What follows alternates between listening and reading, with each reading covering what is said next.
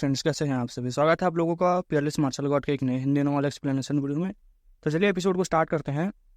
पिछले एपिसोड नहीं बताऊंगा मैं। तो एपिसोड की स्टार्टिंग होती है कि जैसे ही उसने अनाउंस किया था कि उसे टेम कर सकते हो 5th लेवल के बीस्ट को, सभी लोग पागल हो चुके थे। पर उसमें पॉइंट यह था कि तुम्हें 5th लेवल पर होना ज़रूरी है। अगर तुम लोग टेम नहीं कर पाए तो मार सकते हो, लेकिन एंटर करने के लिए तुम्हें कम से कम 50 मीडियम ग्रेड स्टोन्स देने होंगे। ठीक है, और 5th लिन के लिए कंपलसरी है। बहुत लोग ट्राई करने के लिए टेम्पर हो गए। लिन कियान के साथ जो ग्रुप आया था वो सब होली कोटियार्ड ऑफ जूयो के स्टूडेंट्स थे। उस वक्त सबकी नज़र लिन कियान पर थी। मुंह फन, क्या तुम उस डोमिनिक फायर लायन को कैप्चर नहीं करना चाहते? एक स्टूडेंट ने मुंह फन से बोला। वो केस के अंदर वाले लायन को बहुत अट्रैक्शन से देख रहा था। मुंह फन ऑलरेडी 5th लेयर में ब्रेक थ्रू कर चुका था, बिल्कुल उस बीस्ट के सेम लेवल पर। मुंह फन ब्रो, अगर तुम ट्राई करना चाहते हो मैं इंचार्ज से बात कर सकता हूँ। इवन अगर तुम हार गए तो कोई बड़ी बात नहीं होगी, बस इंजर्ड मत होना। दूसरा स्टूडेंट बोलता है। मुंह फन धीरे से धीरे अपना टेम्पर्ड रहा था, ज़्यादा टेम्पर्ड हो रहा था, लालच आ रही थी। अगर उसने उस बिस्ट को टेम कर लिया तो बहुत ही पावरफुल हो जाता वो। अगर वो जीत गया और बिस्ट टेम हो जाता तो अपने साथ ले जा सकता था। शायद उसे 20 मीडियम क्वालिटी स्टोन्स छोड़ने पड़ते। ऑब्वियसली वो लोग इतना बड़ा रिवॉर्ड नहीं छोड़ना चाहते थे। ले जाओ और स्टोन्स भी। इवन अगर वो हार गए तो भी कोई प्रॉब्लम नहीं थी, जब तक कोई इंजर्ड ना होता। इतनी टेम्पटिंग ऑफर कौन मना करेगा। सडनली मूफन रिलैक्स्ड होकर बोलता है, मैं ट्राई करता हूँ। मूफन का फेस पर खुशी थी। उसने समझ लिया था कि हर स्टूडेंट्स उस लाइन गिफ्ट करने के लिए बात कर रहा है, उसे गिफ्ट करने की बात हो रहा है उसके दिमाग में। तो एग्जैक्टली यही चल रहा था। मूफन ब्रदर, तुम बहुत ब्रेव हो, दूसरा स्टूडेंट बोलता है। मूफन हवा में जंप करता हुआ सीधा गेज के अंदर लैंड करता है। उसकी आंखों में लालच देखा जा सकता था। क्या स्मूथ एजिलिटी टेक्निक है। मूफन ब्रो, उन्हें दिखाओ कि जूयू के स्टूडेंट्स कितने पावरफुल है। एक स्टूडेंट बोलता है लाउड वॉइस में, ओ तो ये जूयो के स्टूडेंट्स है। सभी लोग बातें करने लगते हैं, तभी इतना स्ट्रॉन्ग है। होली कोटियार्ड ऑफ जूयो के स्टूडेंट्स अमेजिंग होते हैं। फ्यूचर में ये कंट्री का सबसे इंपॉर्टेंट लोग बनेंगे। क्राउड में अलग अलग कमेंट्स स्प्रेड होने लगते हैं होली कोटियार्ड के स्टूडेंट्स के तौर पर। सभी लोग एरोगेंसली एरोगेंट होते ही थे, और अगर जब वो ये सब सुनते थे और एरोगेंट हो जाते थे।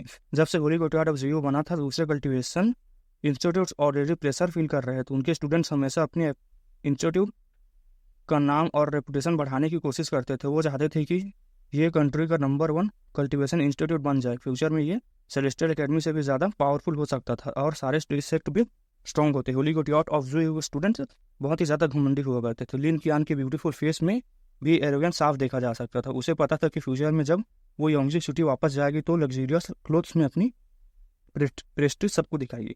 बेटा लिन फेंग तेरे मारेगा, समझ ले तू, ठीक है। मूव एंड केज के गेट की तरफ चल रहा था, नहीं गया था अंदर भी, एंटर करने वाला था। तभी सडनली एक सील आउट उसके सामने आ गया। होली कोटियार्ड के स्टूडेंट्स के फेसेस तुरंत एंग्री हो जाते हैं, स्पेशली मूव फैन का फाइट के लिए कन्विंस कर रहा था। वो ज़्यादा गुस्सा हो गया था जो मूव फैन को फाइट के लिए कन्विंस कर रहा था। वो पर्सन है बस एक स्टेप दूर था केज में एंटर करने से। मूव फैन सीन देखकर तुरंत चिल्लाता है, स्टॉप। सील आउट रुक जाता है। इतने उसने सिल्वर मास्क पहना था, ठीक है। वो लिन फैंग था। क्या प्रॉब्लम है? लिन फैंग एग्रेसिव टोन में बोलता है। मास्क के पीछे से उसकी वॉइस थोड़ी स्ट्रेंज लग रही थी। वो समझ गया, तुमने नहीं देखा कि मैं पहले आया हूँ। मूव फैंग सरकास्टिक टोन में बोलता है। उसे पूरा यकीन था कि जब वो आया था तब कोई उसके आगे नहीं था। लिन फैंग पीछे से आया और उसे क्रॉस कर गया।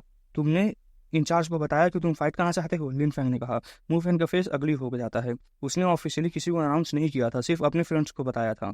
लिन फैंग देखता है कि मूव फैंग चुप है, तो वो बोलता है, जब तुमने अनाउंस नहीं किया तो सिंपल रूल है, जो पहले केज के अंदर एंटर करेगा वही फाइट करेगा। मूव फैन की आंखों में लाइट फ्लैश होती है, और वो बोलता है, मेरे होली कोटियार्ड ऑफ जूयो के फ्रेंड्स चाहते हैं कि मैं फाइट करूँ। अगर मैं नहीं करूँगा तो मेरी बेइज्जती होगी। ये बोलते वक्त move fan holy courtyard of जूयो वर्ड्स जानबूझकर और लाउड कर देता है ताकि लिन फैंग सुन सके। लिन फैंग हल्का स्माइल के साथ बोलता है, होली कोटियार्ड ऑफ जूयो, सॉरी, मैंने कभी उसका नाम नहीं सुना और मैं तुम्हें जानता भी नहीं हूँ, तो मुझे तुम्हारे फेस की कोई परवाह भी नहीं है। लिन फैंग कहता है। ये सुनकर सब शौक हो जाते हैं। उसने कभी होली कोटियार्ड का नाम नहीं सुना। होली कोटियार्ड के सारे स्टूडेंट्स खड़े हो जाते हैं और गुस्से से लिन फैंग को देखते हुए कहते हैं, ये बंदा पागल हो गया है क्या? तुम ऐसे कुछ मत करो जिससे तुम्हें रिग्रेट हो। मूव फैंग कहता है। लिन फैंग हंसने लगता है, अच्छा मुझे रिग्रेट होगा? फिर लिनफेंग टर्न करता है और केज में एंटर करने लगता है। वेट वेट, एक आवाज़ आती है। लिनफेंग रुक जाता है। वो मुड़ कर देखता है। होली कोर्टयार्ड ऑफ जियो के लड़के, एक और स्टूडेंट, वही जो मूफेन को कन्विंस कर रहा था, वही था। ठीक है, क्या चाहिए तुम्हें? अब लिनफेंग कोल्ड स्माइल देता है। मूफेन को फाइट करने दो। वो लड़का स्ट्रिक्ट और कोल्ड टोन में बोलता है। उसने एक्सपेंसिव और मैग्निफिसेंट क्लोथ पहने हुए थे। वो एक नोबल फैमिली से था। तुम सब ने सबसे कब से डिसाइड करने लगे कौन केस में फाइट करेगा? लिनफेंग ने कहता है, मैं डिसाइड नहीं करता, इंचार्ज से पूछो कौन पहले आया। वो कॉन्फिडेंटली बोलता है। सब लोग इंचार्ज की तरफ देखते हैं। वो आदमी मूवफेन की तरफ पॉइंट करके बोलता है, ये पहले आया था, ये फाइट करेगा। ये सुनकर उस लड़के का फेस पर एक ह्यूज स्माइल आ जाती है। लिनफेंग मूवफेन और उसके ग्रुप के एरोगेंट फेस देखकर और भी देखता है और बोलता है, ठीक है, मैं यहाँ दोबारा नहीं आऊँगा अपने आप को स्कैम करवाने, और मैं सबको एडवाइस करता हूँ कि यहाँ दोबारा मत आना। अपने प्योरिटी स्टोन्स वेस्ट मत करो इतने पैथेटिक लूजर्स के रिगेट फाइट्स देखने के लिए। ये सुनकर वो लड़का फ्राउन करता है। क्या मतलब है तुम्हारा? लिनफेंग मास्क के पीछे से स्माइल करके कहता है, समझ नहीं आया? मैं एक्सप्लेन करता हूँ। मैंने पहले भी सुना था कि यहाँ के स्कैंडल्स के बारे में। लोग फाइट हारने के बाद भी बच जाते हैं। सोचो, केस में हारने के बाद भी बच गए। तब मुझे रूमर्स पर यकीन नहीं था, लेकिन अब लग रहा है कि ये सब नॉर्मल है। प्रिजन अरीना अपने ही रूल्स फॉलो नहीं करता। ये जगह एक जोक है। क्राउड ये बातें सुनकर आपस में बातें करने लगते हैं। काफ़ी लोग पहले से यहाँ स्कैंडल्स के बारे में सुन चुके थे और कुछ ने तो अपनी आंखों से देखा भी था। उस मोमेंट पर यंग मैन और केज के इंचार्ज के फेस तुरंत बदल जाते हैं। उनका एक्सप्रेशन कोल्ड हो गया था। जब इंचार्ज ने देखा कि लिनफेंग वापस वीविंग प्लेटफॉर्म पर चला गया है और केज में एंटर करने की कोशिश नहीं कर रहा है, तो उसने मूवफेन की तरफ मुड़कर बोला, ठीक है, ये प्रॉब्लम सॉल्व हो चुकी है। तुम पहले आए हो तो तुम एंटर कर सकते हो। सबके दिखाओ कि होली कोर्टयार्ड ऑफ जियो के स्टूडेंट्स कितने मेजेस्टिक और हीरोइक होते हैं। सबको दिखाओ कि तुम कितने स्ट्रांग हो और उसे टेम कर लो। कितने ईजी है उस बीस्ट को टेम करना। सब लोग शॉक हो गए। उस आदमी ने बिल्कुल इग्नोर कर दिया था जो लिनफेंग ने बोला था। लिनफेंग पहले केस तक पहुंचता था, फिर भी वो कह रहा था कि मूवफेन पहले आया था। लिनफेंग को घिन आई और ऊपर से वो ओपनली होली कोर्टयार्ड ऑफ जियो की तारीफ कर रहा था। लिनफेंग को ये सब चीप ट्रिक्स लगे, लेकिन लिनफेंग की बातों ने सबको गुस्सा दिला दिया था। उसने कभी इंसल्ट की थी और हर कोई उसे इग्नोर नहीं कर सकता था। मैं तुम्हारी गंदी जुबान से कोई कुछ नहीं सुनना चाहता। विविंग प्लेटफॉर्म पर खड़ा यंग मैन कोल्ड टोन में बोलता है। लिनफेंग उसे मास्क के थ्रू देखता है और बोलता है, वाह, नोबल कल्टिवेटर का तरीका। चीटिंग। अगर तुम उस डेमोनिक लायन बीस्ट को गिफ्ट करना चाहते हो तो सीधे रूल्स चेंज कर देते और अपनी पावर यूज करके फाइट रिक करते। कितना अच्छा है ना, इतने बड़े अरीना को गिफ्ट देने के लिए यूज करना। वैसे एक बात बताना भूल गया, डायरेक्ट बीस्ट गिफ्ट करने से होली कोर्टयार्ड ऑफ जियो की प्रेस्टीज नहीं बढ़ेगी। ये तुम्हारा ये पूरा फेक शो फेल हो गया। लिनफेंग कोल्ड और डिफरेंट टोन में कहता है। उसकी बातें शार्प और चुभने वाली थी। क्राउड के ज़्यादातर लोग सीक्रेटली लिनफेंग से एग्री कर रहे थे। चाहे वो एग्रेसिव लग रहा था, लेकिन उसकी बात पर दम था। मूवफेंग को पहले एंट्री मिल चुकी थी क्योंकि वीविंग प्लेटफॉर्म वाला लड़का हाई स्टेटस का था। ये क्लियरली अनफेयर था। ये सब पहले से प्लान किया गया था। यंग नोबल कल्टिवेटर गुस्से से भर गया था। मूवफेंग लिनफेंग की तरफ देखकर बोलता है, अगर तुम्हें इतना प्रॉब्लम है तो हम दोनों फाइट कर लेते हैं। जो जीतेगा वो केज में जाएगा। मैं तुमसे फाइट क्यों करूं? लिनफेंग उसे देखते हुए कहता है। फिर इन डिफरेंट टोन में कहता है, तुमने पहले फाइट करने की बात भी नहीं की थी। मैं तुमसे पहले आया था, फिर भी तुम अनफेयर तरीके से पहले एंटर करना चाहते थे। मूवफेंग डेमोनिक फायर लायन को हरा सकता था, लेकिन वो रियल विक्ट्री नहीं होती। इससे होली कोर्टयार्ड ऑफ जियो का नाम बढ़ने के बजाय गिरता। उनके लिए ह्यूमिलेशन होता। मूवफेन ये नहीं चाहता था। मूवफेन के स्माइल के साथ बोलता है, अब समझ गया, तुम सिर्फ बोलने के बड़े हो, करने में कुछ नहीं उखाड़ सकते। लिनफेंग मतलब ठीक है, सभी बातें हो रही थी। ये झूठा मूवफेन से कम्पीट करेगा, एक बंदे ने कहा। होली कोर्टयार्ड ऑफ जियो के सारे स्टूडेंट इंस्टीट्यूट के तरीके तारीफ करने लगते हैं, जैसे कल्टीवेशन की दुनिया में वही सबसे पावरफुल है। लिनफेंग बोलता है, लगता है होली कोर्टयार्ड ऑफ जियो में दुनिया का सबसे पावरफुल कल्टीवेटर भरे हुए हैं। शायद मैं ही एरोगेंट था, मतलब इग्नोरेंट था, इसलिए मतलब इसने गलती कर दी। मूवफेंग को प्रवोक कर दिया। अब क्राउड बातें करने लगती है कि लिनफेंग डर गया, लेकिन उसी वक्त लिनफेंग एक स्माइल करता है। लेकिन मैं देखना चाहता हूँ कि होली कोर्टयार्ड का जियो मतलब जीनियस कितना स्ट्रांग है। होली कोर्टयार्ड के स्टूडेंट्स खुश हो जाते हैं। लिन फेंग ने फाइट एक्सेप्ट कर ली थी, मतलब वो मरने वाला है, फिर उनकी रिजल्ट का बदला मिल जाएगा। सब लोग लिन फेंग की तरफ देखते हैं। वो धीरे से मुड़कर बोलता है, तुम और मैं केज के अंदर जाएंगे, और तुम जीत गए तो मेरी, मतलब तुम जिंदा रहोगे, अगर मैं तुम्हें मार दूंगा, अगर हार गए तो क्या कहते हो। ये सुनते ही पूरा प्रिजन अरीना चुप हो जाता है। अगर जीते तो जिंदा, हारे तो डेथ। सब लोग शौक में थे, कितना क्रूअल, कितना हार्टलेस है। सिर्फ फाइट एक्सेप्ट नहीं की, सीधे life and death battle proposal देती है। उससे क्लियरली अपनी जीत पर कॉन्फिडेंस था। मुंह फेंग सीधे लिन फेंग को घूरता रहता है। इतना एरोगेंट कैसे हो सकता है कोई। जब सब चुप रहते हैं, लिन फेंग स्माइल करता है और बोलता है, टेंशन मत लो, मैं तो बस बड़ी बातें कर रहा था, बड़ी बातें करता हूँ। वो तो होली कोर्टयार्ड के जीनियस है, उसने तो सिर्फ अपनी इज्जत बचाने के लिए फाइट प्रपोज की, मैं तो बस शो ऑफ कर रहा था। इतने ग्रेट होली कोर्टयार्ड स्टूडेंट मुझे इजीली हरा देगा, उसके लिए लायन को हराना इजी होगा, मुझे तो रिजेक्ट करने का कोई रीज़न नहीं है। लिन फेंग क्लियरली उसका मजाक उड़ा रहा था, ठीक है, ताकि वो गुस्से में आ जाए। सबकी नज़र मूवमेंट पर जाती है। अब पूरे होली कोर्टयार्ड की इज्जत उसके हाथ में थी। सबके नज़र ऊपर महसूस अपने ऊपर सबका नज़र महसूस करके मूवमेंट प्रेशर में आ जाता है, जैसे उसके दिल पर हजारों किलो का वेट रख दिया गया हो। अब उसके पास ऑप्शन नहीं था, लिन फेंग को हराना ही पड़ेगा, वरना कोर्टयार्ड की रेपुटेशन खत्म हो जाती। अगर वो फाइट नहीं करता तो कभी किसी की आंखों में नहीं देख पाता। होली कोर्टयार्ड को भी वीक समझने लगते। मूव फेंग को कोई चॉइस नहीं थी उसके पास। उसने लिन फेंग की आंखों में देखा, मास्क के पीछे भी वो काम थी। इतनी शांत आंखों को देखकर उसे डर लग रहा था। लिन फेंग ने डेथ बैटल का चैलेंज दे दिया था, मतलब ठीक है, डेथ चैलेंज कर दिया था। वो जीत को लेकर श्योर था। मूव फेंग वीक नहीं था, वो स्ट्रांग और कॉन्फिडेंट था। लेकिन उस वक्त लिन फेंग ओवर कॉन्फिडेंस पूरी तरह से बिलीव में था कि मैं जीतूंगा, ठीक है। उसकी आंखों में एक लाइट फ्लैश होती है और वो दांत बीच कर बोलता है, मैं तुम्हारा डेथ बैटल एक्सेप्ट करता हूँ, चलो केज में चलते हैं। मूव फेंग कोल्ड टोन में बोलता है। वेट, लिन फेंग कहता है। मूव फेंग रुक कर पूछता है, अब क्या हुआ। तुम और केस का इंचार्ज ऑलरेडी मिल चुके हैं, मैं एक साथ दोनों से फाइट नहीं करना चाहता। तब मतलब तुम्हें लगता है कि मैं इंटरफेयर करूंगा, इंचार्ज पूछता है। यहाँ कुछ दिन पहले भी ऐसा हुआ था, मैंने रास्ते में सुना। अगर एक बार हुआ है तो दोबारा भी हो सकता है, शायद ये यहाँ कॉमन है। इंचार्ज चुप हो जाता है, फिर पूछता है, तो तुम क्या चाहते हो। मैं चाहता हूँ कि कोई रेफरी बने, ना कोर्टयार्ड का स्टूडेंट हो ना यहाँ का स्टाफ। उफ, ऐसा बंदा कहाँ मिलेगा। फाइट करनी है या नहीं, मूव एंड इरिटेट कर होकर बोलता है। तभी क्राउड में से एक आवाज़ आती है, मैं रेफरी बनूंगा। सब लोग उस डायरेक्शन में देखते हैं। वो फ्रंट रो में नहीं बल्कि पीछे में बैठा एक यंग मैन था। उसके फेस फ्रेंडली था, स्माइल वार्म थी, जैसे वो इजिली अप्रोचेबल हो, लेकिन साथ ही उसकी प्रेजेंस ऐसी थी कि बाकी लोग उसके सामने इंफीरियर फील कर रहे थे। नोबल यंग मैन उसे देखकर शॉक हो जाता है। वो लिटरली झिझक कर बोलता है, ये यहाँ कैसे। तो हम भी देखते हैं कौन है ये। वो लड़का धीरे धीरे अरीना की तरफ आने लगता है और लिन फेंग को नोट करता है, फिर बोलता है, मैं इस लाइफ एंड डेथ बैटल का रेफरी बनूंगा, क्या किसी को कोई ऑब्जेक्शन है। लिन फेंग प्लेसेंटली सरप्राइज हो जाता है। उस यंग मैन का फेस बहुत काइंड और फ्रेंडली था, उसकी स्माइल वार्म थी और उसके प्रेजेंस जेंटल भी थी। रेफरेंस के लिए वो परफेक्ट लग रहा था। उसे देखकर कोई नहीं सोचेगा कि वो इंटेंशन गलत रखे हुए है। लिन फेंग उसे नहीं जानता था, लेकिन फिर भी उसे लगा कि वो परफेक्ट रेफरी बनेगा।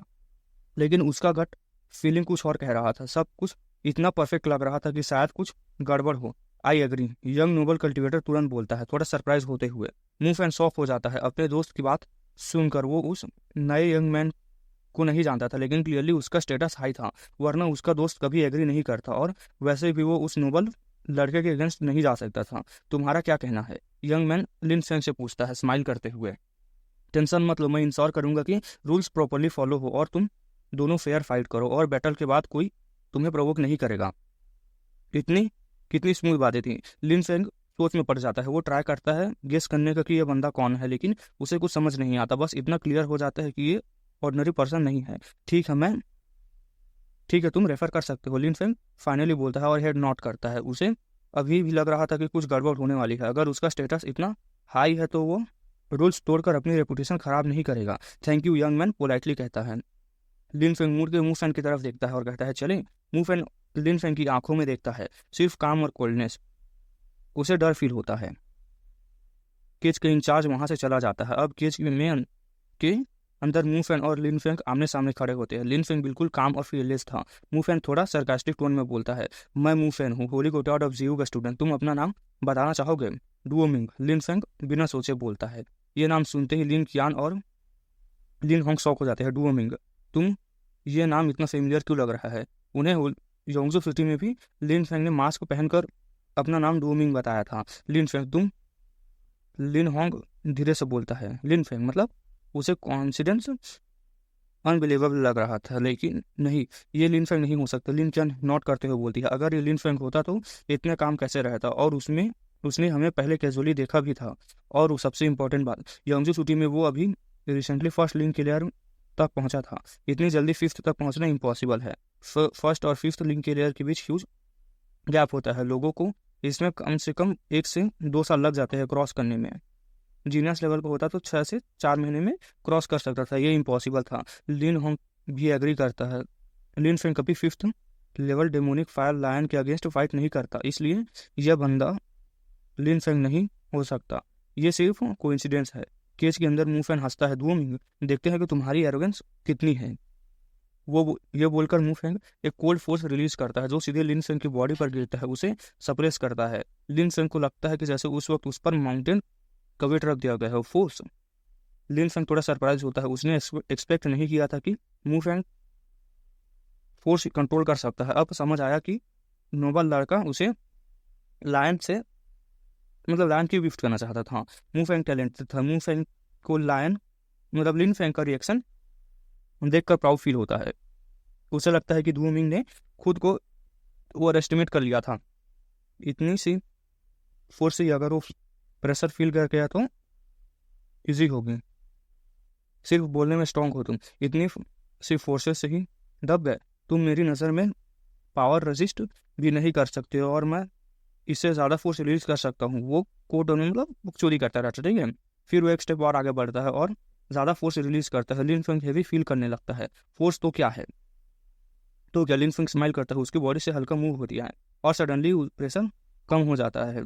लिन फेंग एक स्टेप आगे बढ़ता है, शैडो की तरह मूव करता है और सीधा उस फोर्स के अंदर घुस जाता है। उसकी हर मूवमेंट के साथ वर्लपुल बनते जा रहे थे।